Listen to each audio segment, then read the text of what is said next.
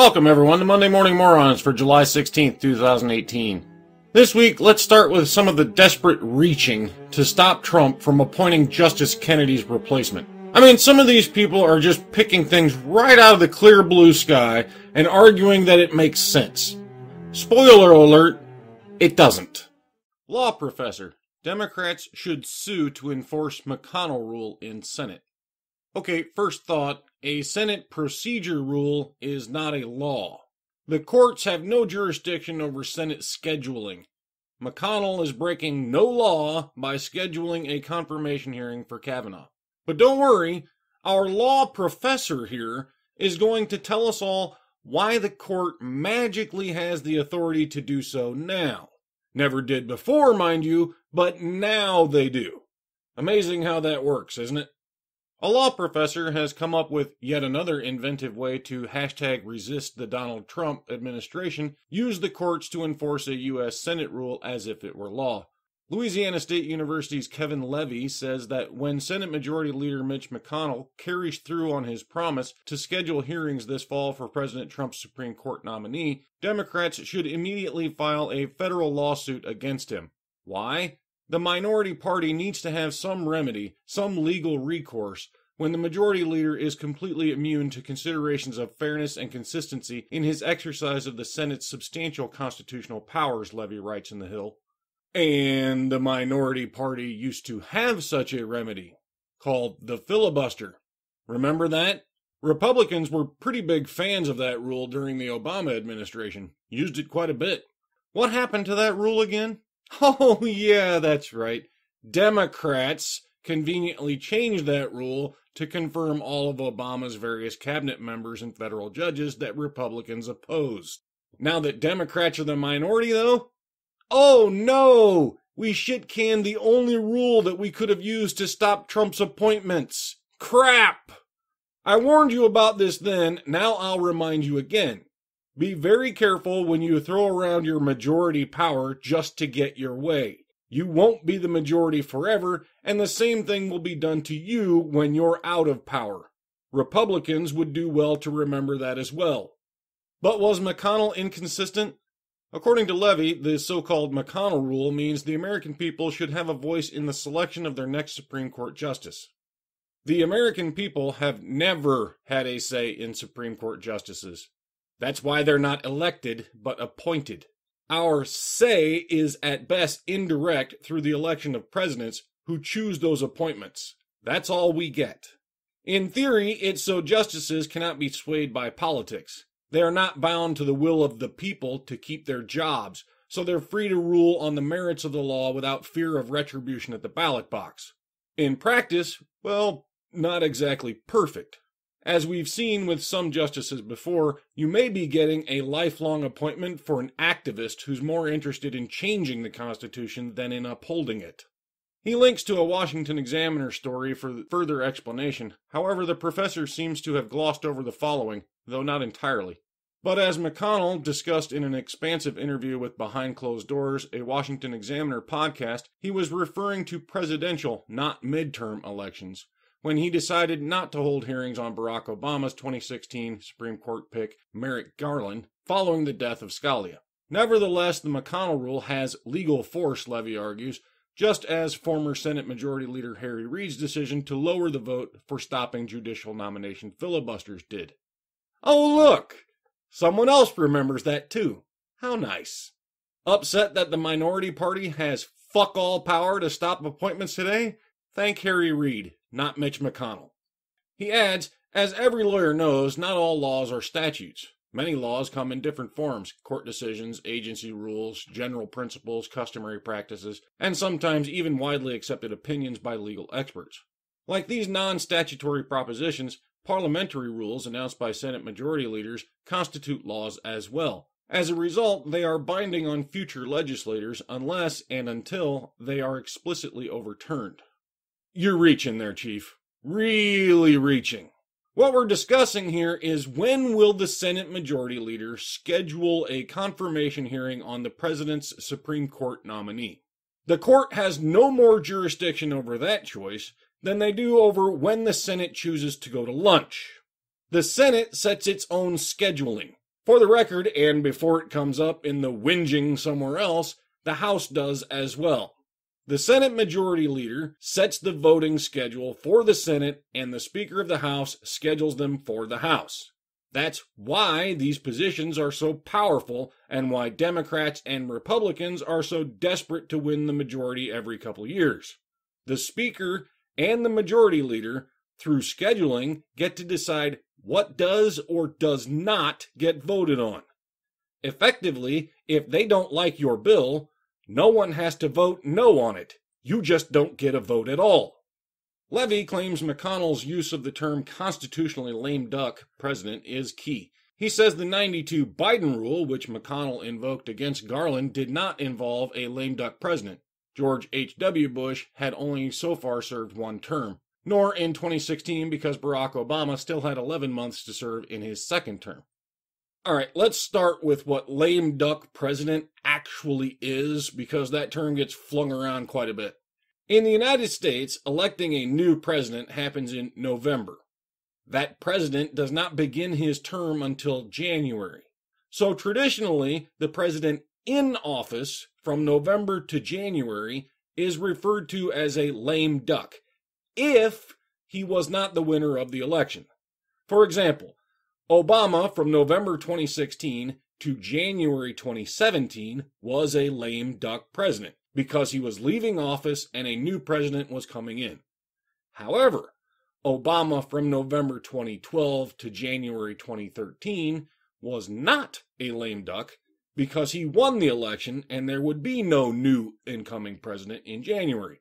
In short, lame duck traditionally referred to the final 2 months of an outgoing president's term. Why? Well, in a legislative sense, he's not likely to really get much done in those 2 months. He can try if he likes. He still has the full authority and responsibility of his office, but now he's really focusing mostly on transitioning in the new president rather than making or pushing for any more major changes. Changes Congress most likely wouldn't bother considering anyway, since he'll be leaving office before they bring anything to a vote. Historically, this is the period when outgoing presidents start handing out pardons and shit like that. Relatively insignificant crap that few people really pay much attention to. Things he may have wanted to do before, but were politically risky, he can do now because he's done, for all intents and purposes. Most presidents tend to just sort of wind things down during this period and start to sort of remove themselves from the daily political bitch fights. Most, not all. Obama. Now, in a political sense, the lame duck period is actually quite a bit longer than the 2 months. Why? Because the people are focusing on the campaigns. The president's eventual replacement is out there making their case why they should vote for them. Or rather, in today's mudslinging bitch fights, making the case why you should not vote for the other candidate.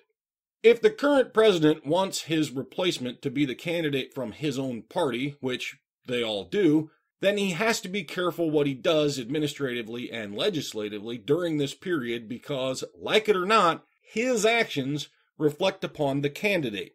Not always fair, but that's just how it works. In politics, truth is subjective. Perception is reality. For instance, if people think you're the good guy, you could, call for strict immigration and better border security without being labeled a racist.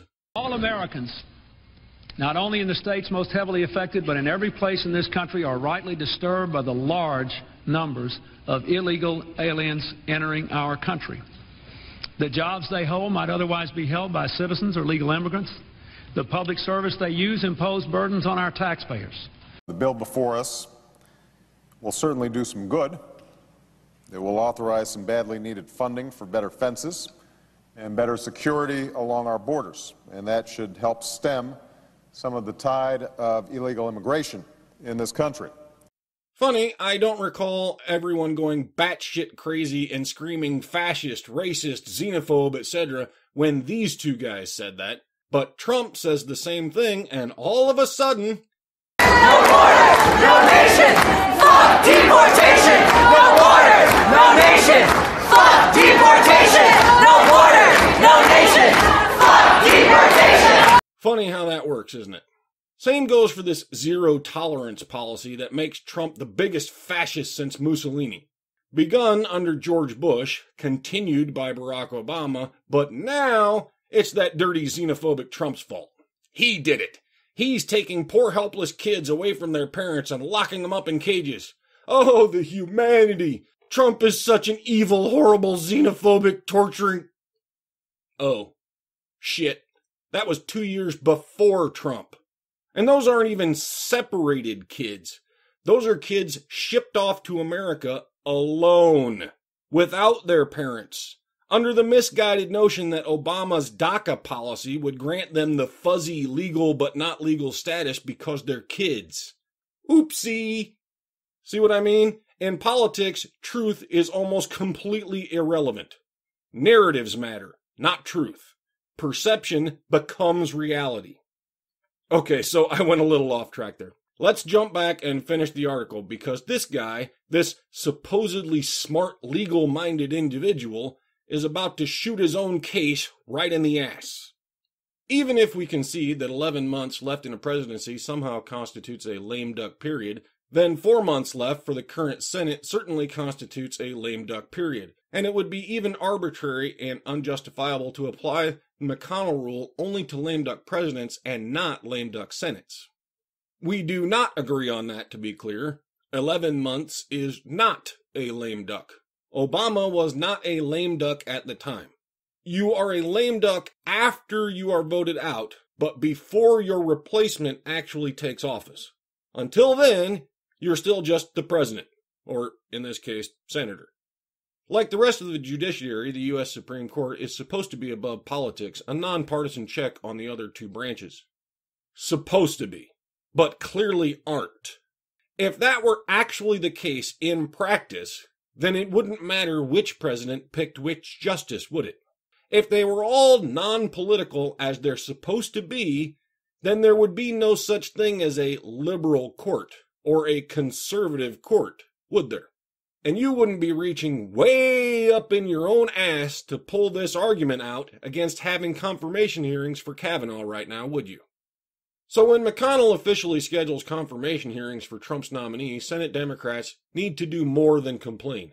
They need to take him to court, and the court needs to tell McConnell at long last that his power extends only to facilitating the Senate's advice and consent role, not to forcibly converting the judiciary into a mere extension of the Republican Party.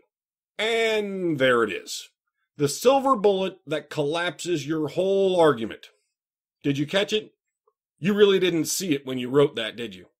McConnell's job is, as you put it right there, to facilitate the Senate's advise and consent role. How does the Senate do that? By having confirmation hearings before they vote yea or nay on presidential appointments. And whose job is it to schedule those hearings? The Senate Majority Leader, Mitch McConnell.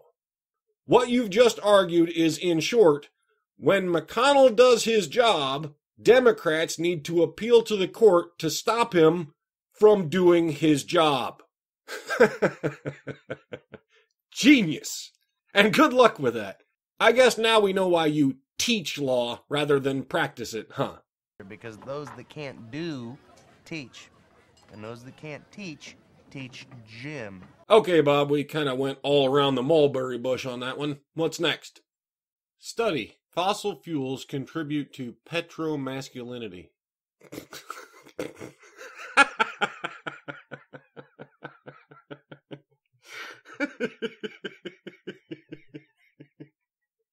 Oh, dear. A feminist professor, big surprise, at Virginia Tech University is warning that fossil fuels are contributing to a warped sense of masculine identity and authoritarianism among men.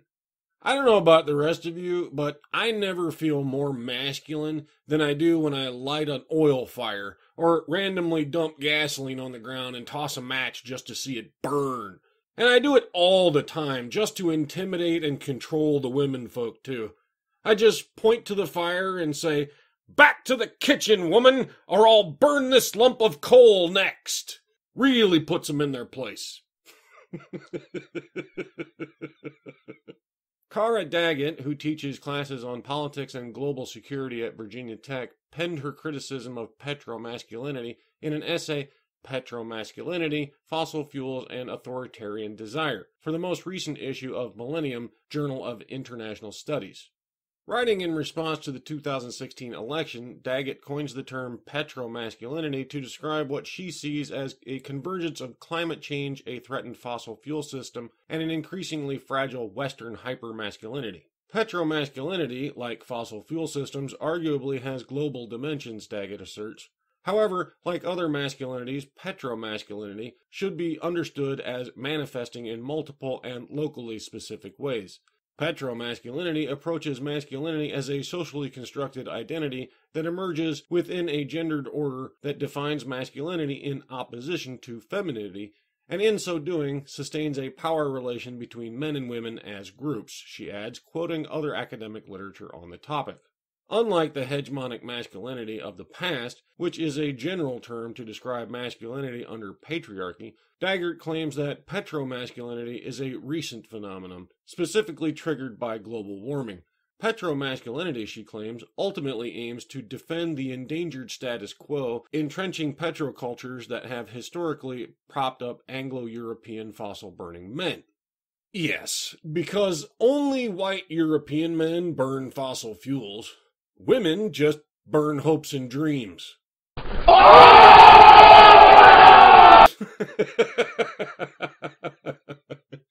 Okay, you're done. You're certifiably stupid. I'm not even going to entertain the little tap dance you put on to justify your stupidity. You're a moron. Case closed. Next article. AAUP calls campus free speech bills a right-wing conspiracy. Damn those evil right-wingers and their dastardly evil plans to talk. The American Association of University Professors is urging its thousands of members to challenge campus free speech legislation, which it calls problematic and unnecessary. Yeah, completely unnecessary. No one would ever stop you from speaking or anything, so why would we need a law for that?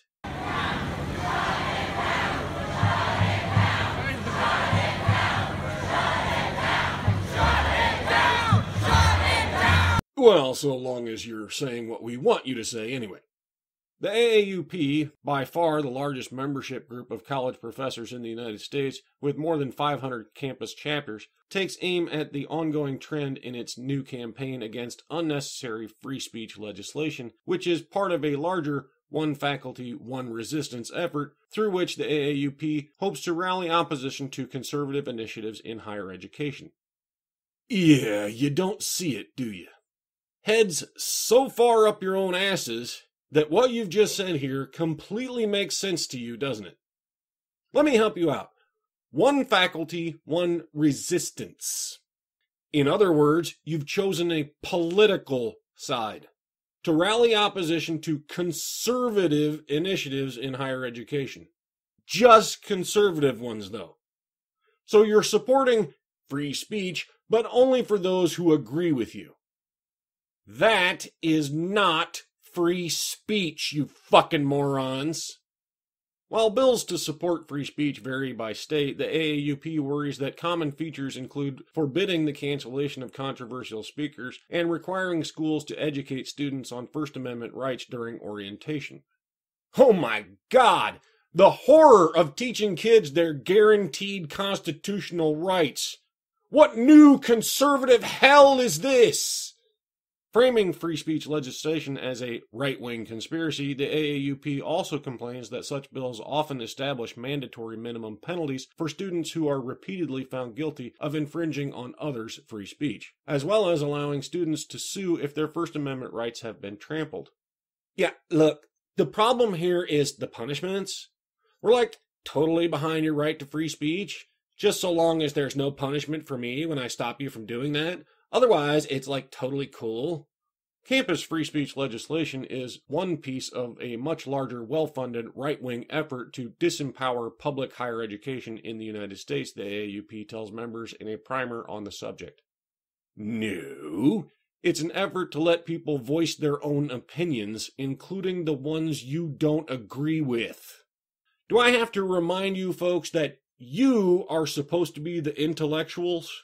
You are supposed to be the ones skilled at presenting truth and fact? If these right-wing efforts are so wrong and dangerous, maybe you should teach us exactly why they are wrong, rather than simply refusing to let them speak. See, to me, your refusal to even let their ideas be heard tells me that you can't refute them. You're afraid that if anyone even hears their ideas, they might figure out on their own exactly who is full of shit. And you're afraid that might be you, aren't you? The campaign also encourages professors to call their state legislators, providing a template script calling the Campus Free Speech Initiative a solution in search of a problem that ultimately distracts from critical campus issues of health, safety, and equity. The campaign was announced by AAUP political organizer Monica Owens in a recent Facebook Live video.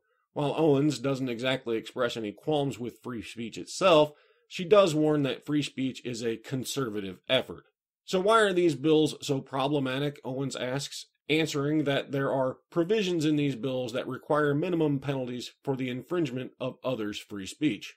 For students who shout down speakers or otherwise prevent them from talking, the new legislation is problematic because it could have really devastating effects, Owens warns, noting that students could be suspended or expelled for such behavior, as opposed to expelling students who dare to disagree, right?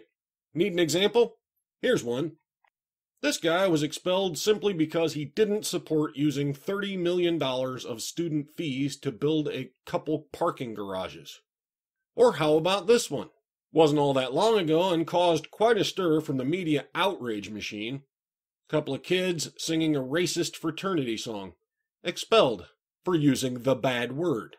Somehow I'm betting you're okay with that one though, aren't you? How about this one? Kicked out for calling someone a stupid bitch in a Facebook post. But who needs free speech laws? It's not like anyone would ever stop you from speaking freely or anything. All right, Bob, toxic masculinity time. 4 women wanted for pummeling Applebee's waitress in Georgia, police say. Georgia police were on the hunt Friday for 4 women who they say started an all-out brawl at an Applebee's after their waitress bumped up against one of their knees. The wild fight was captured on surveillance footage late Tuesday night at one of the restaurant's locations in McDonough.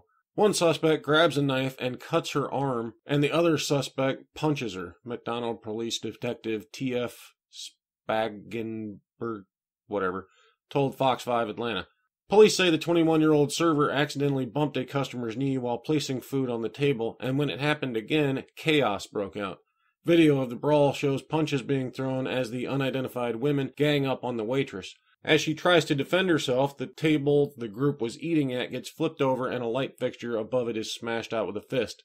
Other customers are pictured trying to break up the brawl. The server ended up needing 15 stitches to cover up her arm wound, according to Fox 5 Atlanta. She said she had $200 to $300 in there from tips and tabs she collected in cash, Spangenberg said. Police said the 4 women will face charges ranging from aggravated assault to robbery.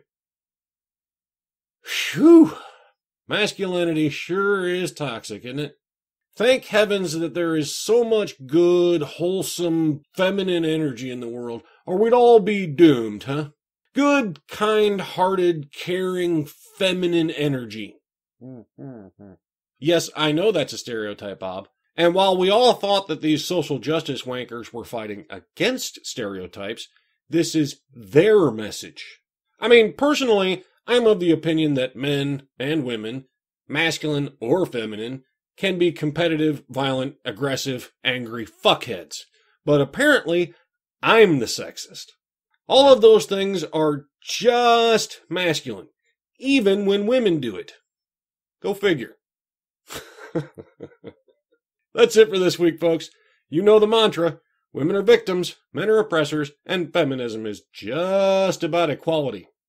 I'll see you all next time.